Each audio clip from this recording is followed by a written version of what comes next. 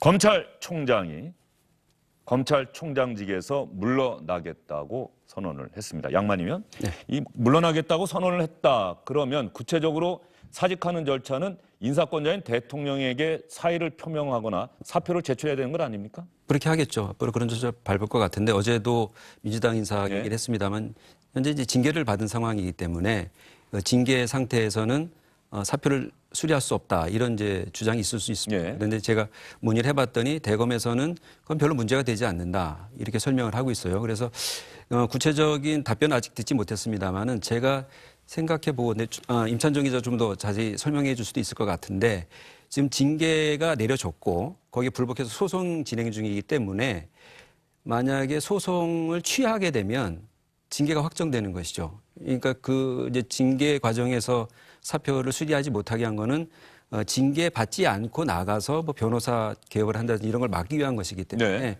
본인이 만약에 징계를 감수하고 정직 상태를 감수한 다음에 사표를 내게 되면 뭐 수리는 그 다음에 이제 청와대 몫이 되지 않을까 생각합니다. 그러면 양만희 의원이 방금 이야기한 이 대목 여기는 아마 많은 분들이 생각을 못했을 것 같은데 임찬종 기자 보기에는 어때요?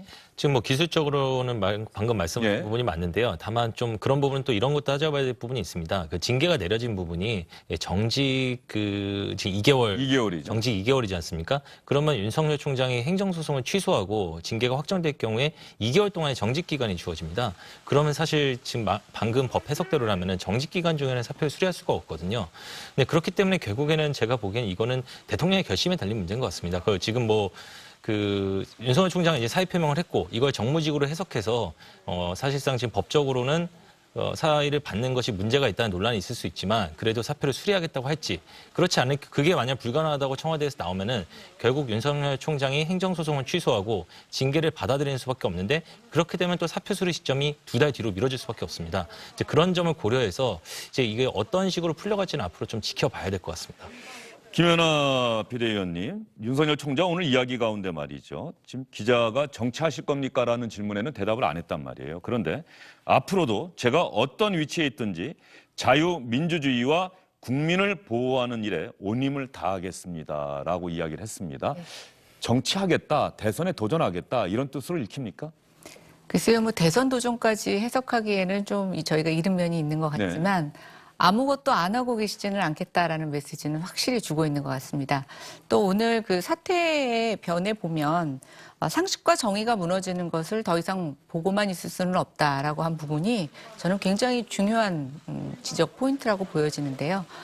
이런 것들을 위해서 뭔가 자기가 하겠다고 하는 것은 분명히 뭐 사적으로 변호사 개업이나 이런 거는 아니겠죠. 네, 근데 이제 그게 정치 영역에서 어디까지를 얘기하시는지는 지금 뭐 기자들의 추가 질문에도 되게 침묵으로 일관하고 있어서 예상을 할 수는 없지만 어쨌든 본인의 사퇴 의지와 또 이 정부가 하고 있는 것에 대한 일종의 제어를 가하면서 거취를 일종의 대통령에게 지금 뭐 일임한 것 결국 이제 대통령이 판단해야 되는 것으로 공을 넘긴 게 아닌가 생각이 되고 어쨌든 본인은 그대로 여당이 하는 대로 끌려갈 수는 없다라고 하는 강한 의지를 표명한 것 같습니다. 김경진 전 의원 검사 출신이신데 말이죠. 현직 검찰총장이 어쨌든 이게 대단히 정치적인 사안이라고 볼 수가 있어요. 사유 자체가.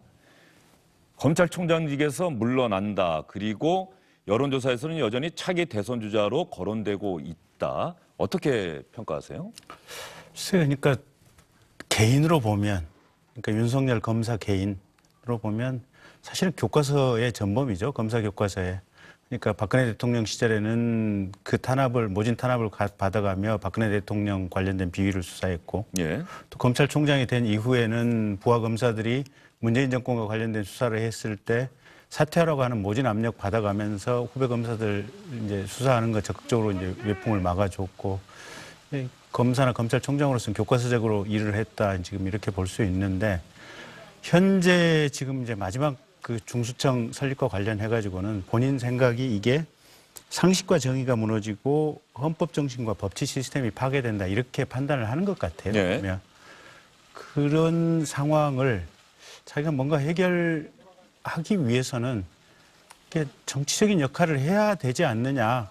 그런 결론에 이른 것 같아요. 그래서 어제도 지금 정치하실 겁니까라는 답을 안 했고 오늘도 지금 답을 안 했지만 답을 안 하는 것 자체가 지금 정치하겠다라고 하는 명확한 의사표시가 아닌가 저는 그렇게 보고 있습니다. 정치를 할 생각이 없으면 저는 정치는 안 합니다. 이렇게 이야기를 할 수 있는 건데 네. 그 이야기를 안 하는 것 자체가 네. 정치를 하겠다는 뜻을 그리고 간접적으로 밝힌 거다. 사실은 이게 형식 논리로 보면 법을 만드는 거, 제도를 형성하는 것은 국회의 권한 아니겠습니까? 근데 국회의 권한 정도를 국회에서 권한 행사를 하겠다고 하는 것이 헌법 파괴고 법치 파괴고 상식과 정의에 반한다라고 본다면 본인이 정치 세력을 만들어서 국회의 권능에 대항할 만한 뭔가 정치 세력을 만들고 거기에 뭔가는 정치적인 행위를 해야 될 거 아니겠습니까? 결국은 그게 대선 도전밖에 없는 거고 부인하지 않으면 맹약관화하다라고 봐야겠죠.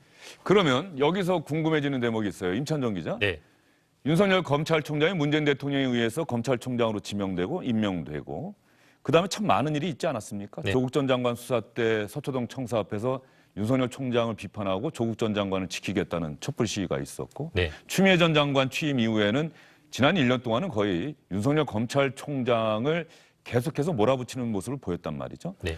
그때는 그만둔다는 뜻을 표명하지 않고 징계까지 당하고 이제 올해 들어와서 대선을 1년 정도 앞둔 시점, 내년 3월 9일이 대통령 선거인데 말이죠. 네. 이 시점에 왜 그만뒀을까? 왜 작년은 아니었을까? 이런 궁금증이 좀 생기네요. 그 여러 가지 해석이 나올 수 있을 것 같습니다. 일단은 뭐 윤석열 검찰총장 입장에서 생각을 해보면은 이제 검사로서 검찰총장으로서 어쨌든 수사의 정당성 그리고 이 수사를 할 수 있는 거를 지킬 수 있는 데까지 지키겠다. 그리고 정당성을 입증하는 데까지 입증하겠다. 그러니까 한마디로 하는 데까지 해보고 사표를 냈다라는 식으로 해석해 볼 수도 있을 것 같고요. 특히 작년 말 같은 경우는 이미 징계 청구를 당해가지고 징계를 이제 집행정지가 되느냐 마느냐를 놓고 또 여러 가지 법리적 다툼도 있지 않았습니까?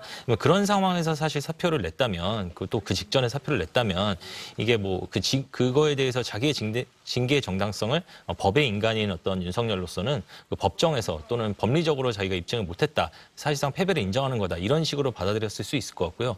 또 반대로 뭐 이제 정치적인 부분에서는 그리고 이제 지금 총장 임기가 얼마 남지 않았고 이제 더 이상 본인이 그 검찰총장 임기가 끝나기 전까지 검찰 인사가 없지 않습니까? 네. 이제는 사실상 자기가 검찰총장으로서 할 수 있는 일이 이제 없다라는 판단도 내렸을 수 있을 것 같습니다. 또 방금 말씀하신 것처럼 어떤 이제 대선에 1년도 남지 않은 시점, 1년 가량 남은 시점, 이 시점에 어떤 정치적인 타이밍이나 이런 것도 고려했을 가능성이 있고요. 예. 예. 윤석열 검찰총장 양만이면 지난해 검경수사권 조정법안은 국회를 통과하지 않았습니까? 네. 검찰개혁의 첫 단추가 잘 꿰어졌다고 여권에서는 평가를 했는데 이렇게 볼 수 있을까요? 그러면 검경수사권 조정까지는 윤석열 총장, 검찰이 용인할 수 있다. 앞으로 그 방향으로 나가는 것은 당연한 거다. 그런데 중대범죄수사청을 신설하게 되면 검찰의 수사권을 완전히 박탈하는 것이고 그러면 검찰을 폐지하자는 거다. 그래서 내가 그만둔다. 뭐 이런 이야기일까요? 그런 논리를 구성한 예. 것이죠. 그렇게 말할 수 있을 것 같습니다. 그러니까 검찰개혁 시즌1의 내용 중에서 검경 수사권 조정, 뭐 검찰의 경찰에 대한 수사 지휘권에 대해서는 윤석열 총장이 원한 대로 되지 않았습니다만은 검경 수사권 조정과 공수처 설치에 대해서는 윤석열 총장도 동의를 했습니다. 그리고 자신은 검찰개혁을 지지하고 그 방향대로 움직이겠다. 그리고 검찰에서 할 수 있는 것을 해보겠다. 그런데 그 제도가 이제 새해 들어서 시작이 되면서 이제 2달 정도쯤 지나서 검경 수사권이 조정이 되어서 경찰이 이전과 비교할 수 없을 만큼의 많은 수사 권한을 행사하게 되었고 이제 공수처가 설치가 돼서 이성윤 서울중앙지검장에 대한 수사를 하니 많이 다시 돌려보내니 뭐 이런 논의를 하고 있지 않습니까?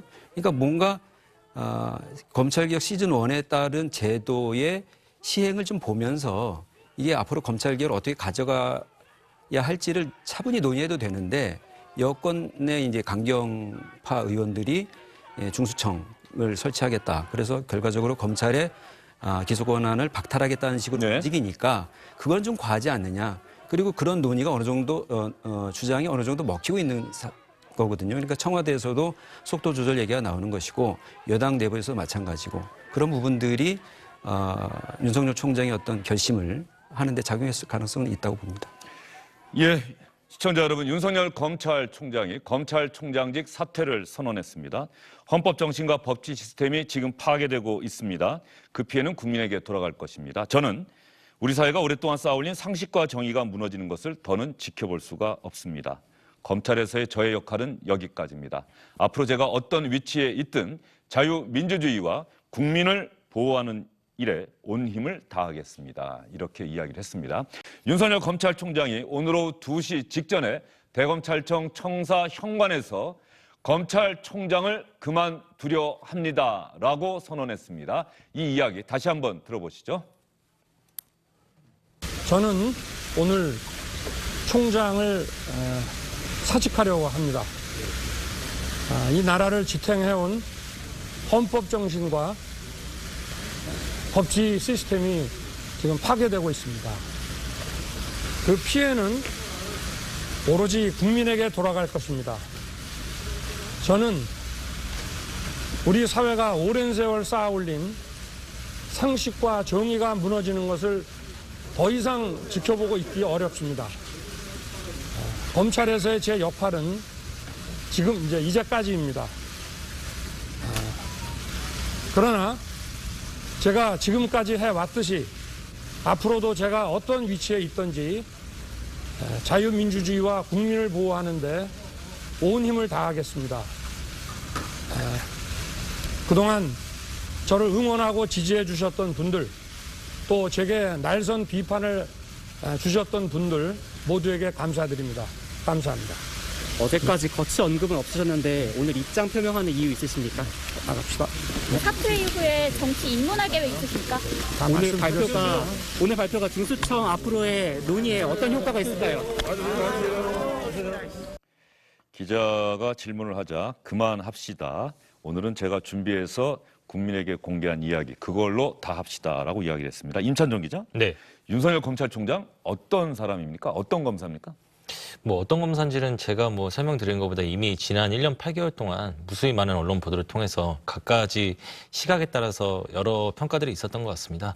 일단은 뭐 그 직접 수사를 굉장히 중시하고 그걸 통해서 많은 이른바 정치, 경제, 이른바 거물이라고 불리는 사람들을 직접 수사하기도 했고 또 총장에 대해서 또 그리고 부장검사 때 차장검사 시절에도 이른바 살아있는 권력하고 충돌하는 갈등이 빚는 수사를 많이 한 거는 분명한 것 같습니다. 뭐 박근혜 정부 당시에 뭐 국정원 댓글 사건부터 최근에 뭐 총장이 된 이후에 조국 사건 등 뭐 다 마찬가지라고 할 수 있겠죠. 또 반면에는 이제 그 직접 수사만을 너무 중시하고 이른바 본인의 측근들 위주로 너무 검찰을 운영해서 검찰 조직 내에서도 뭐 너무 이른바 특수통 위주의 인사만 챙긴 것이 아니냐 그런 것 그렇기 때문에 좀 검찰이 이끌어 나가면 있어서 기존의 검찰에 비해서 좀 균형을 잃은 부분 아니냐 인사라든가 검찰 운영에 있어서도 그런 평가도 있고요. 또 마지막으로 뭐 오늘 이제 정치 발언하지 않았지만 사퇴를 하면서 뭐 그런 평가가 더 불거졌을 텐데 결과적으로 뭐 본인의 의지와 상관없이 검찰총장이라는 자리가 정치화되는 계기가 최초의 총장이 된 거 아니냐 뭐 이런 평가도 일부 있는 것 같습니다. 윤석열 검찰총장이 1960년생, 올해 우리 나이로는 62살이고요. 만으로는 61살이 될 것 같습니다. 서울대학교 법과대학 7과학번이고 사법연수원 23기면 대학 동기들보다는 한 6년, 7년 고시가 늦게 된 거죠? 예, 많이 늦게 된 편이죠. 많이 늦게 된 예. 거죠. 예. 그 고시가 늦게 된 이유를 보면 고시 공부뿐 아니라 사람들하고 어울리는 걸 좋아해서 이것저것 다른 전문 서적들, 철학 서적, 사회과학 서적도 많이 읽었다. 지금 제가 말씀드린 건 임찬종 기자가 썼던 글을 지금 보고 있는 겁니다. 아, 그렇습니까? 예. 그런 걸 제가 썼었나요? 예. 검사로 인관에서 근무하다가 저도 이 기억은 납니다. 태평양에서 변호사로 일하다가 다시 또 복직을 한 또 그런 이력도 있죠. 예, 검사를 하다가 태평양인지 김현장인지는 확실하지는 예. 않는데 어쨌든 한 1년 정도를 변호사 생활을 했었어요. 예. 하다가 아마 형사사건을 선임을 해서 검찰청으로 다시 돌아갔는데 그때만 해도 옛날에 이제 그 타자기 쳤거든요. 전동 예. 타자기. 그 타자기 소리 들으면서 내가 변호사 하는 것보다는 조사를 해야 되는 것이 내 숙명이 아닌가 그런 생각이 들었다고 하는 기사를 저도 본 적이 있습니다. 근데 어쨌든 그리고 나서 다시 검사 재임관 신청을 했는데 아마 상당히 좀 안타깝게 생각을 이제 윗분들이 했던지 그 전까지만 해도 검사 나갔다가 다시 들어온 적이 거의 없었거든요, 보면. 근데 이례적으로 재임용을 받아줬던 거죠. 김경진 전 의원이 경험한 또 만나본 윤석열 검찰총장은 어떤 사람, 어떤 검사, 정치인으로서의 가능성 어떻게 보세요? 모르겠어요. 일단 개인 성정으로 보면 대단히 단순한 사람이에요. 사고가 복잡하지가 않습니다. 그러니까 지난번 우리가 총장 청문회, 인사청문회 자리에서도 누구 만났냐, 정치인 누구 만났냐, 뭐 출마 제의 받았냐라고 물어봤을 때 사실은 머뭇거림 없이 만났다, 제의 받았다 얘기했지 않습니까? 그리고 난 정치 제목 아닌 것 같아서 거절했다라고. 예. 근데 거의 그게 맞는 것 같아요. 저도 이렇게 통화 좀 해서 국회의원 할 때 예. 어떤 사안에 대해서 업무상 좀 관심 있는 사안에 대해서 물어보면 이게 수사 기밀이 아니다 싶은 부분은 그냥 본인이 바로바로 솔직하게 확인을 해서 알려주시더라고요, 보면. 그런 걸 보면 대단히 이렇게 담백하고 단순한 사람이다 하는데 그게 이제 정치 현장에서 통할 것인지 안 통할 것인지는 또 우리 국가 전체가 또 새로운 경험이겠죠, 보면.